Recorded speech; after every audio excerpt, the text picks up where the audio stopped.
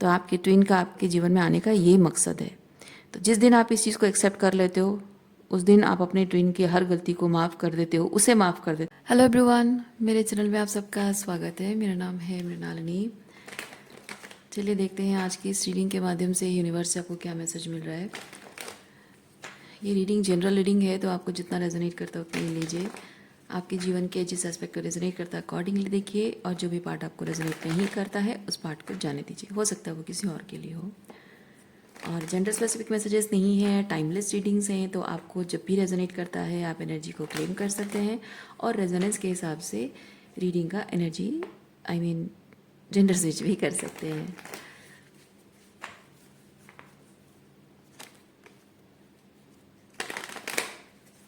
Okay,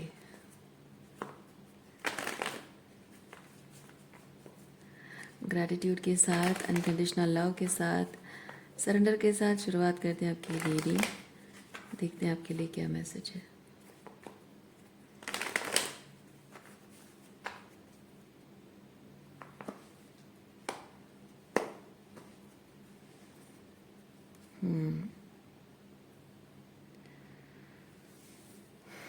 इस वक्त आपकी एनर्जी ऐसी है कि आपको किसी तरह का कोई भी वैलिडेशन नहीं चाहिए।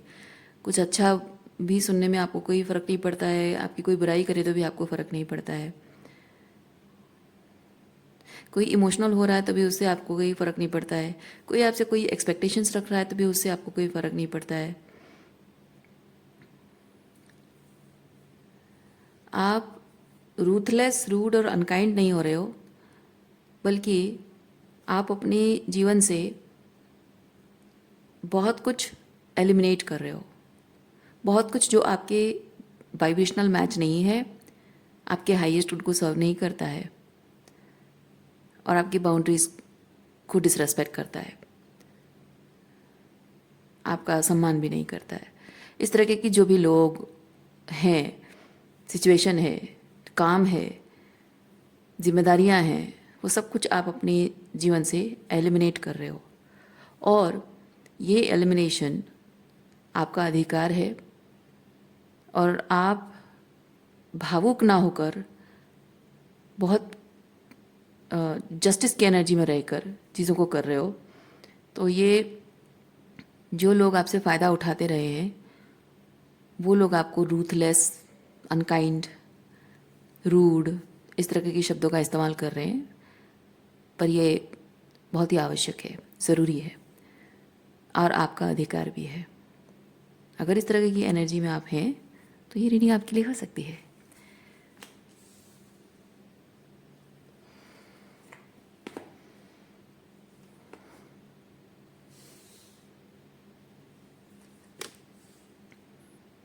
इस वक्त आपकी जीवन यात्रा एक अलग ही दिशा में जा रही है, आपको ले जा रही है। और कुछ ऐसा, क्योंकि इस कार्ड के साथ जो एनर्जी है वो थोड़े से ऑर्थोडॉक्स बिलीव्स से बाहर है, आउट ऑफ बॉक्स थिंकिंग है, कुछ बहुत ही डिफरेंट, जो आपके आसपास के जो लोग हैं वो देख नहीं पा रहे हैं। इस कार्ड में जो ये तीनों तीनों कार्ड्स का कॉम्बिनेशन क्या है पता है? ये एक्वारियस एनर्जी है। मैं नहीं कह रही हूँ कि ज़ोडिएक साइन एक्वारियस के लिए ही है, मैं कह रही हूँ कि एक्वारियस एनर्जी मतलब कि इस वक्त आपको बहुत ज़रूरी है। आपकी आपकी जीवन यात्रा दूसरों के दिखाए गए रास्ते पर आप नहीं चल सकते हो। आपको अपना रास्ता खुद ढूंढना होगा, खुद बनाना होगा, और वो कितना भी वियर्ड हो, ऑकवर्ड लगे, लोगों को पसंद ना आए, लेकिन वो चीज़ आपको करना पड़ रहा है और आपको करना ही पड़ेगा। ओके, लोगों के रास्ते बहुत सीधे हो सकते हैं, आपका टेढ़ा मेढ़ा है, दैट्स ओके।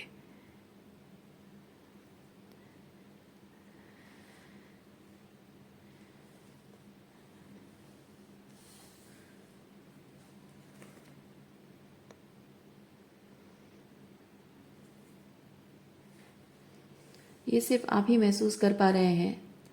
इस एनर्जी में ये जो एक अलग रास्ता चुन रहे हो, अलग दिशा में जा रहे हो, ये करना क्यों ज़रूरी है, वो आपने अपने अनुभवों से सीखा है।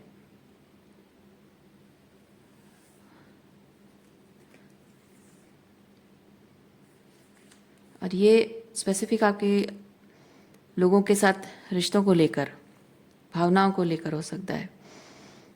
ज़रूरी नहीं है कि सिर्फ रोमांटिक ही हो, माता पिता के साथ, भाई बहनों के साथ और रोमांटिक पार्टनर के साथ भी हो सकता है। बेसिकली दिल से जुड़े हुए जो रिश्ते हैं।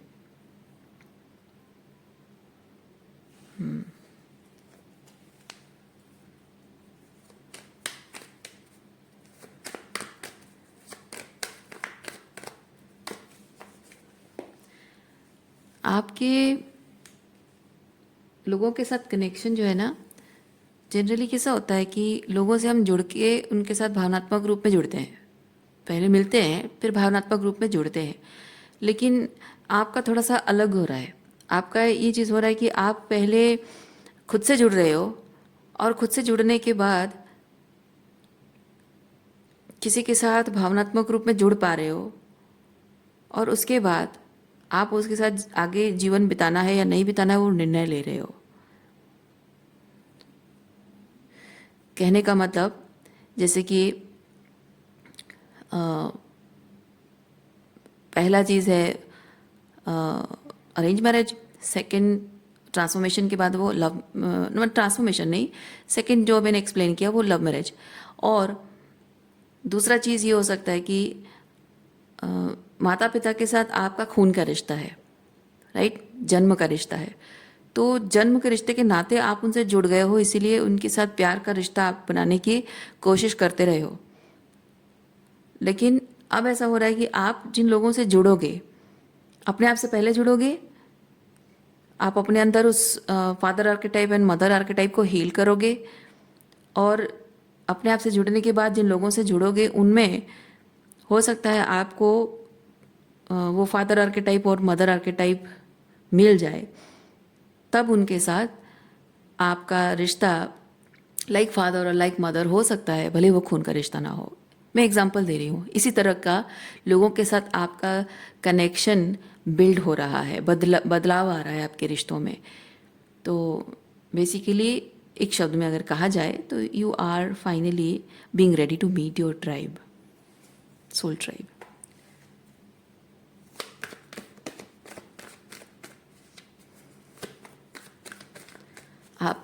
आप में से जो लोग ट्विन फ्लेम जर्नी में हैं, यस, उनके लिए भी बहुत इंपॉर्टेंट है। आपके लिए ये चीज़ है कि आप व्हेन यू रियलाइज्ड कि ये पर्सन आपका ट्विन है, उसकी वजह से उससे जुड़ने के बाद उसके साथ रिश्ते को मजबूत बनाने की कोशिश की। लेकिन अब ऐसा हो रहा है कि आप अपने ट्विन से जब जुड़ रहे हो, तो ट्विन से जुड़ने का प्रोसेस सिर्फ इसलिए नहीं है क्योंकि वो आपके ट्विन है। ओके, आप पहले अपने आप से जुड़ रहे हो। आपके अंदर लव लाइफ को लेकर जो भी inner masculine inner feminine energy disbalance थी, उसे आप बैलेंस आउट कर रहे हो, हील कर रहे हो। और हीलिंग करने के बाद आप ट्रूली जो एनर्जी आप चाहते हो अपने पार्टनर में, उस तरह की एनर्जी को एम्बॉडी कर रहे हो, तो वो मिरर होकर आपके सामने आ रहा है। तो when you are connecting that antenna, vibrational alignment, you are able to connect so the frequency। तो तब जाकर आपका किसी के साथ दिल का रिश्ता जुड़ रहा है। अब वो आपका ट्विन हो नहीं हो ज़रूरी नहीं है, क्योंकि आपका ट्विन अगर कॉन्शियसली खुद पर काम कर रहा है और रिलेशनशिप को हील करने की कोशिश कर रहा है तो भी ठीक है। लेकिन अगर वो नहीं कर रहा है तो आप उसे जाने दे रहे हो, और जो आपके साथ वाइब्रेशनल मैच है, कॉन्शियसनेस वाइज, है ना, अलाइनमेंट है, फ्रीक्वेंसी मैच हो रही है, उनके साथ आप अब आगे बढ़ रहे हो।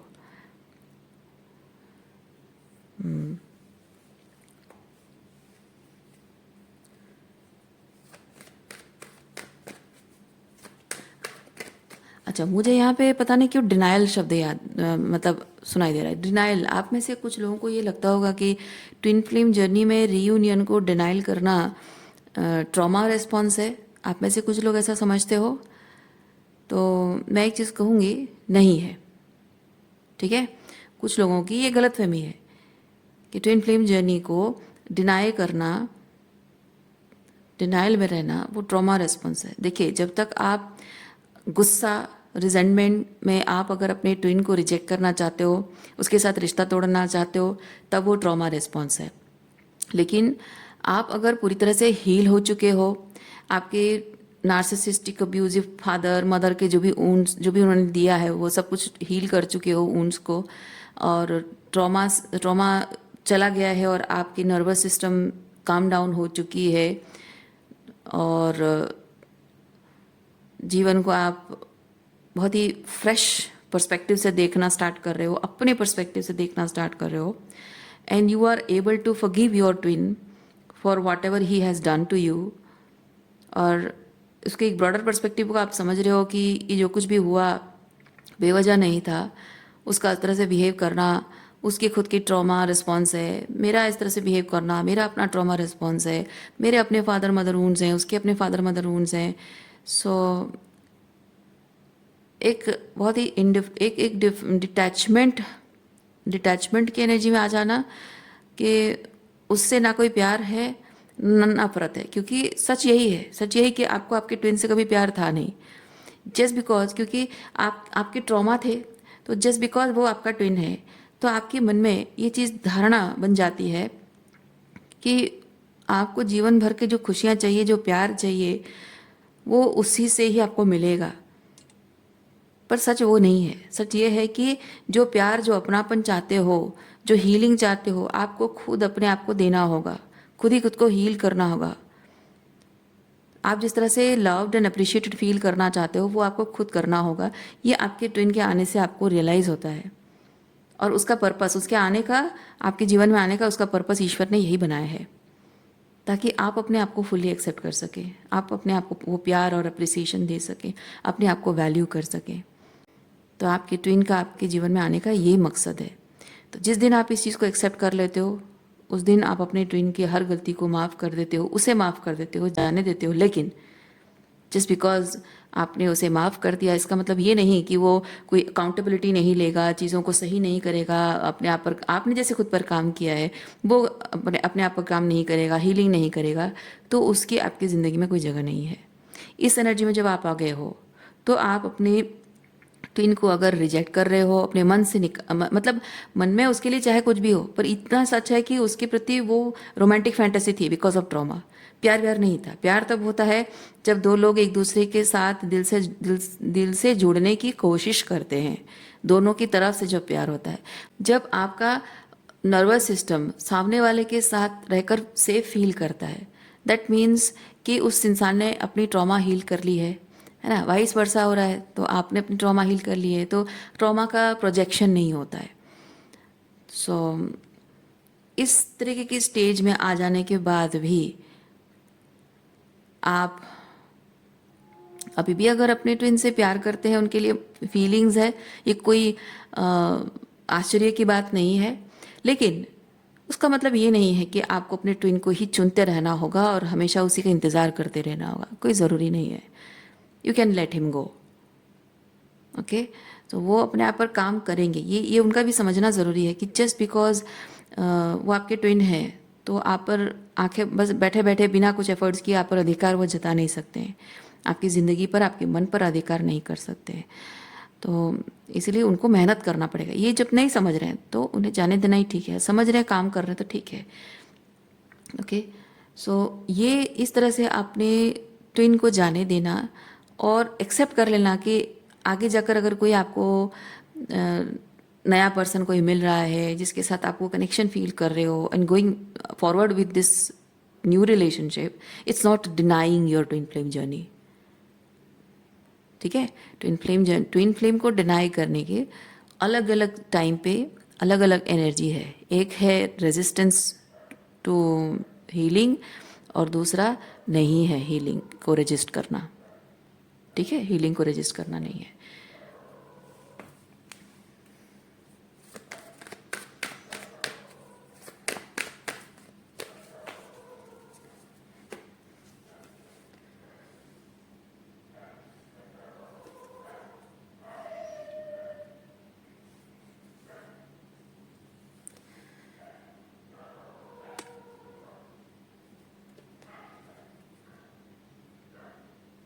आप ऐसा कनेक्शन कोई मैनिफेस्ट कर रहे हैं, कोई ऐसा कमिटमेंट आप मैनिफेस्ट कर रहे हैं जिसमें कि आप अपने पार्टनर के साथ होम फील करें, ना कि हमेशा आप डर डर कर जियो। मैंने कहा ना, नर्वस सिस्टम आपका उसके साथ रहकर आपको रिलैक्स फील होना चाहिए, होम कंफर्टेबल फील होना चाहिए, सेफ फील होना चाहिए।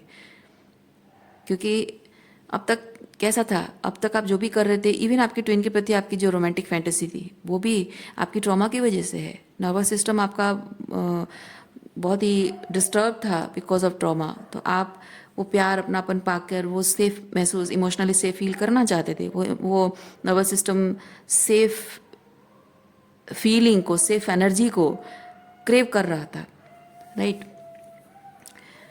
सो अब जब आपने वो चेंज कर लिया है, आपकी खुशियाँ, आपका होम फील करना, आपका सेफ फील करना सामने वाले पे निर्भर नहीं करता है।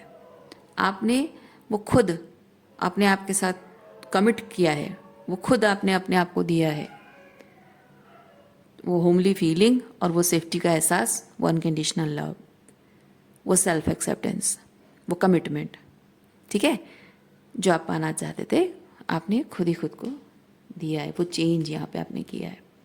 इसीलिए आपकी ज़िंदगी में अब एक टाइम ऐसा, एक दौर ऐसा आया है जहाँ आप नाइट ऑफ कप्स की एनर्जी में आगे बढ़ रहे हो, लेकिन आपके पीछे जो लोग हैं जिनको आप छोड़कर आगे बढ़ रहे हो, वो लोग इस तरह की रेजिस्टेंस में हैं।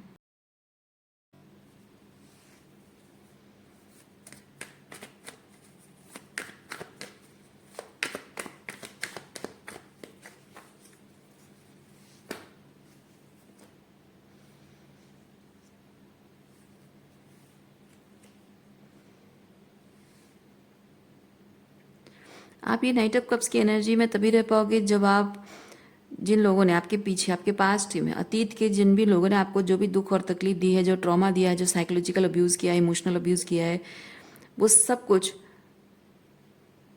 मन से जब उतार दोगे।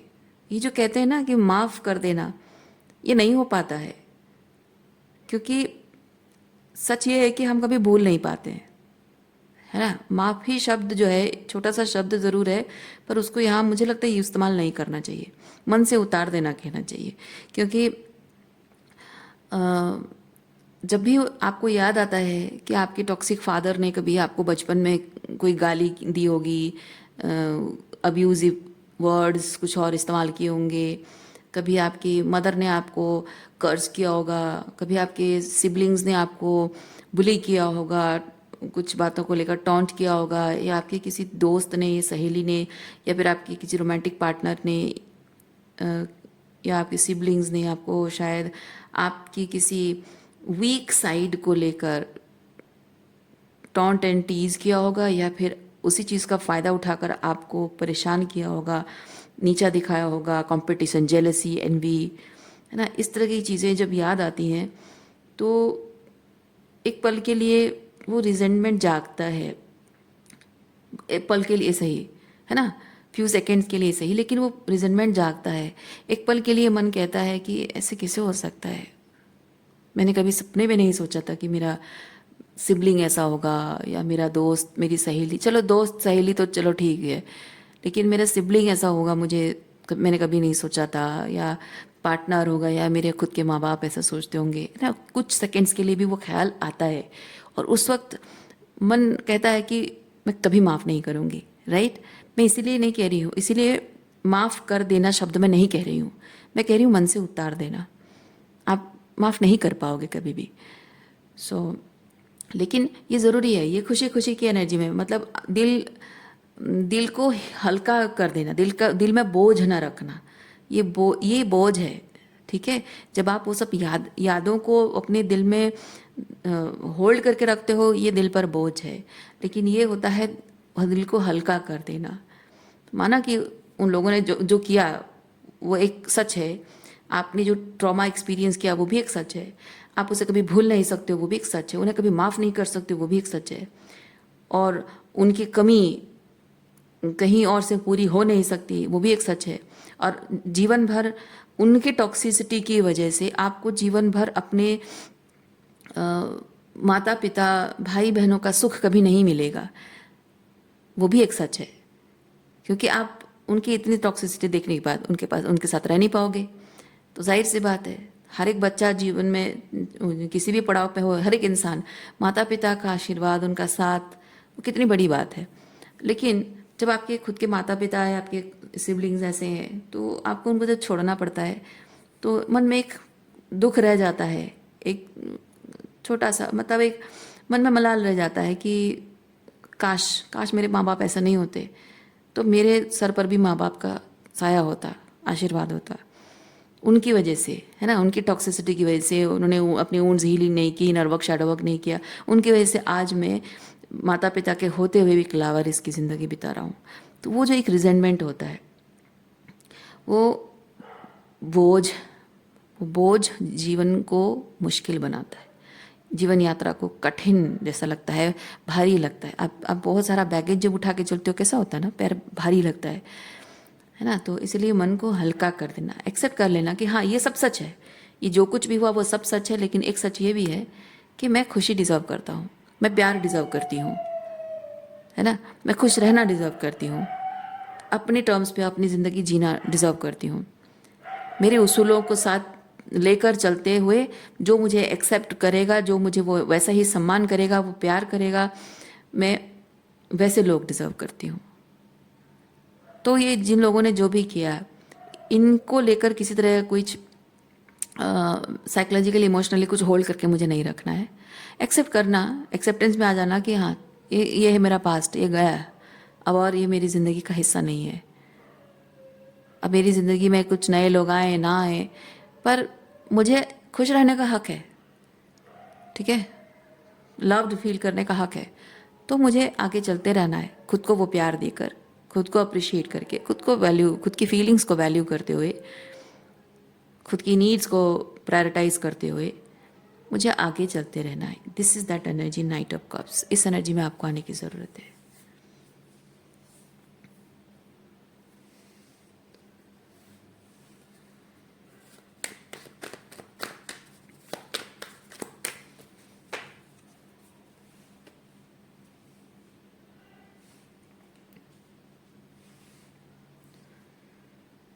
देखिए,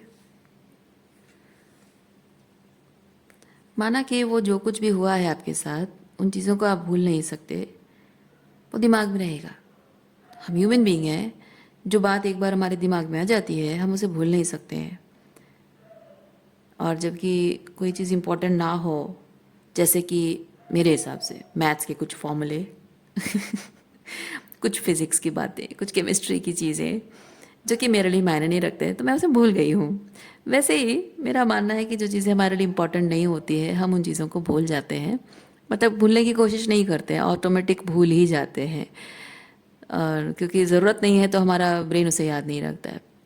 लेकिन जो चीज़ें, ये जो ट्रॉमा है ना, ये जो कुछ भी आपके साथ हुआ है, वो आपके लिए अब ज़रूरी नहीं है, लेकिन तब ज़रूरी था, क्योंकि वो जो कुछ भी आपने एक्सपीरियंस किया था, वो it was a threat, it was a red flag, जो कि आपको कंसिस्टेंटली हिट कर रहा था इमोशनली, साइकोलॉजिकली, आपके नर्वस सिस्टम पर, और आपको हमेशा डर, घबराहट में जी रहे थे, सर्वाइवर मोड में जी रहे थे, कितने ट्रॉमाटाइज्ड हो गए थे आप। तो इट मैटर्ड उस वक्त, और अभी मैटर नहीं करता है, लेकिन आपके लिए ये जाहिर सी बात है, ऑटोमेटिक आपकी नर्वस सिस्टम उसे भूल जाए, ये नहीं हो सकता है, क्योंकि ये ट्रॉमा बहुत बड़ा है, बहुत बड़ा है। आप जीवन भर इस चीज़ को नहीं भूल पाओगे, क्योंकि आपकी पूरी ज़िंदगी इस पर निर्भर करती रही है ना। आधे से ज़्यादा ज़िंदगी, शायद 2 डेकेड्स 3 डेकेड्स आप, या 4 5 डेकेड्स आप उसमें काट चुके हो। और जाहिर सी बात है कि हमारा ब्रेन इतनी बड़ी मेमोरी को नहीं भूल सकता है, इतनी बड़ी मेमोरी हमारी ब्रेन नहीं भूल सकता। हाँ, छोटा मोटा, कोई आप क्लास 9 10 में पढ़ते हो, 11 12 में पढ़ते हो, कोई मैथ्स का बहुत कठिन फॉर्मूला जैसे तैसे एग्ज़ाम देना याद रखे, एग्ज़ाम ख़त्म होते ही भूल गए, that was a short period.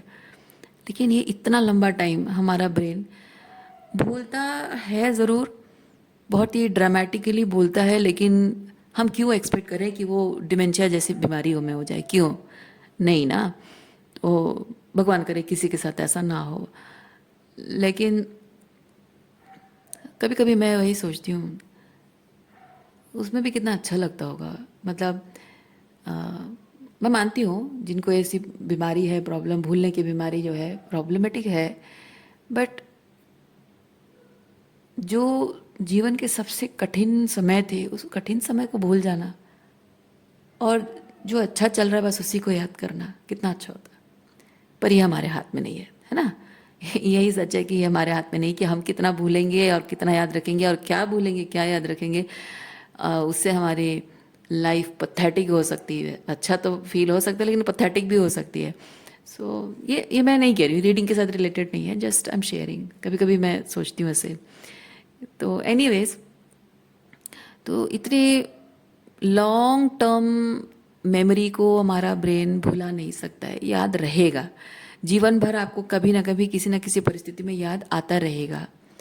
So don't fight that, ठीक है, डोंट फाइट दैट। लेकिन मन में किसी तरीके का बोझ मत रखो, क्योंकि वो प्रैक्टिकली आपकी, क्योंकि देखिए ये याद रखना ये पेंटिकल कार्ड है, और भूल जाना यहाँ कप कार्ड है।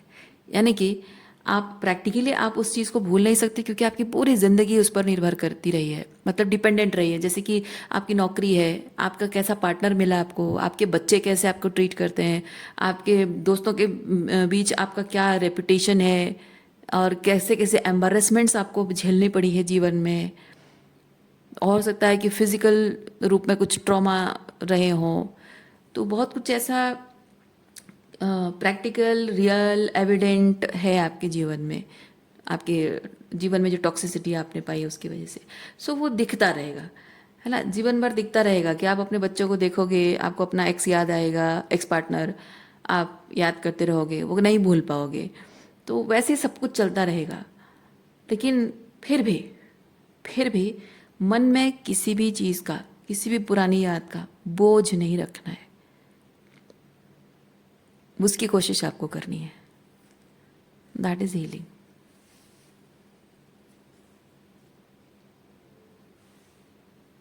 इसलिए कोई कोई लोग कहते हैं कि हीलिंग जीवन भर चलता रहेगा, और आपको जीवन भर वही चीज़ों को फेस करता रहना पड़ेगा। ऐसा नहीं होता है, हीलिंग हो जाती है। और मुझे ऐसा लगता है कि मेजर जहाँ हमारा नर्वस सिस्टम काम डाउन होगा, उतने लेवल तक हीलिंग को शायद मेंशन करते होंगे ये लोग इस तरह से। लेकिन जहाँ कभी कभी अचानक से कुछ चीज़ें याद आ जाना, जिससे भले हमारा नर्वस सिस्टम वैसे थ्रेट की एनर्जी ना फील करे, भले ही वो घबराहट, वो डर भले ही ना आए, लेकिन वो यादें तो रहेंगी, वो पीछा नहीं छोड़ेंगे। तो वहाँ भी कभी कभी being strong, not reacting to it, sometimes just giving a smile, बस मुस्कुरा देना और छोड़ो यार, है ना। तो इस तरह से छोटी छोटी, जो छोटे छोटे एक्ट्स हैं, छोटे छोटे रिस्पॉन्सेस हैं, जो कि छोटी छोटी हीलिंग्स लेकर आती हैं। एंड बस यही चलता रहेगा, चलता रहना चाहिए। जितना हो सके आपके घर में जो पानी जमा हुआ है, उसको जब आप साफ कर रहे हो, थोड़ा थोड़ा करके निकल रहा है, निकलते जाने दो। ओके, मतलब मन में जो पानी, मतलब इमोशंस जमा हुआ है, धीरे धीरे निकलते जाने दो, अपने आप सब कुछ निकल जाएगा। और कुछ कुछ बातें ऐसी होती हैं, जैसे कि आप जैसे अपना पानी घर में जैसे पानी साफ कर रहे होते हो ना, तो मेजर आप सब कुछ निकाल चुके हो, लेकिन थोड़ा बहुत जो होता है उसको नहीं निकाल सकते, वो हवा में सूख जाता है। वो क्या होता है पता है, मैं फील करती हूँ, वो होता है कि कुछ हीलिंग समय के साथ साथ होता है। कुछ हीलिंग हमारे जीवन के नए अनुभव रिप्लेस कर देते हैं। बात समझ रहे हो? नए अनुभव जो हमारे जीवन में आते हैं, उस जगह में जहाँ हीलिंग थोड़ी और बाकी है, वहाँ पे रिप्लेसमेंट हो जाता है।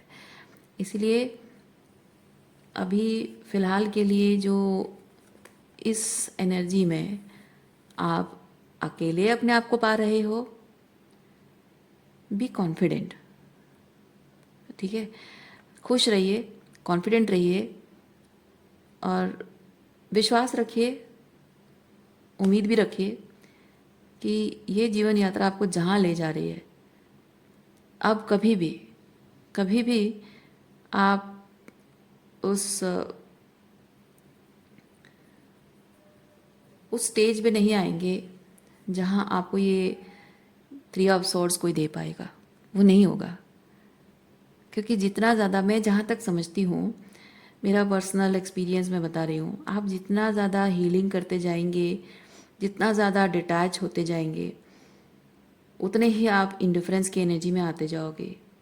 और आगे जाकर जितने भी लोगों से आप मिलोगे, अजीब और गरीब टाइप के लोगों से मिलोगे, और आपको ना किसी बात से फ़र्क पड़ना बंद हो जाएगा, कुछ भी फ़र्क नहीं पड़ेगा। आप लोगों को जज नहीं करोगे, किसी से मिलने से नहीं डरोगे, किसी के प्रति भावनात्मक रूप में वो अटैचमेंट नहीं होगा, ना गुस्सा का अटैचमेंट होगा, ना प्यार का अटैचमेंट होगा, ना किसी बात का कोई डर होगा कि ये हो जाएगा वो हो जाएगा।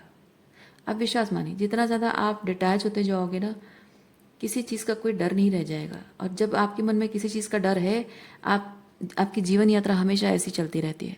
लेकिन जैसे ही मन का सारा डर आप छोड़ देते हो, आपकी जीवन यात्रा ऐसी हो जाती है।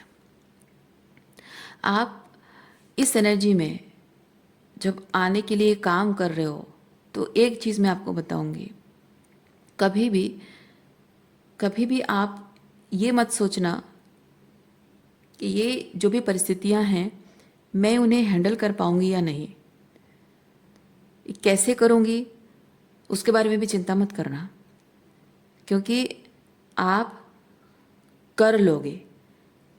पता है क्यों? क्योंकि इस एनर्जी में आने के लिए जो हर एक स्टेप में हर्डल्स आते हैं, स्ट्रगल चैलेंजेस आते हैं, तो हर वक्त आपका एक इरादा होता है, मुझे इस एनर्जी में हमेशा रहना है ना।